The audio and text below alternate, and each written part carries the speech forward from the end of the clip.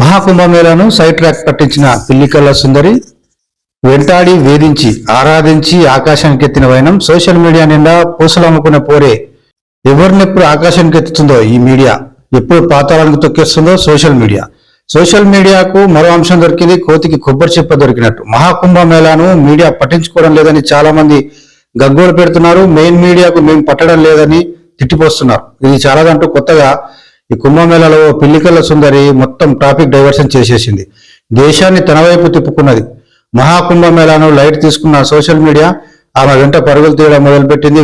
వెతికి పట్టుకొని ఆ కళ్ళ చుట్టూ గింగులు కొడుతున్నది. 16 ఏళ్ల ఈ పాప ఇప్పుడు చిన్న పెద్ద ముసలి ముతుక తేడా లేకుండా అందరికీ ఆరాధ్య దైవం అయిపోయింది. ఈ పాపను చూసి మురిసిపోతున్నారు. అబ్బా ఏం అందంరా బాబు అని పొగడని నోరు లేదు. ఈ పోరి నవ్వులు చూసి చలించని మగ హృదయం లేదు. ఆ కళ్ళకు మెచ్చుకొని హృదయము లేదు అన్నట్టుగా ఆరాధించేశారు, ఆకాశానికి ఎత్తేశారు. మధ్యప్రదేశ్ ఇండోర్కు చెందిన మోనాలిసా మహాకుంభమేళాకు వచ్చి పూసల దండలు రుద్రాక్షలు అమ్ముకుంటున్నది ఎవరో చూశారు, వీడియో తీశారు, పోస్ట్ చేశారు. అంతే, తెగ వైరల్ అయిపోయింది. ఇక మీడియా మొత్తం ఆమెను కుంభమేళాలో వెతకడం ప్రారంభించింది.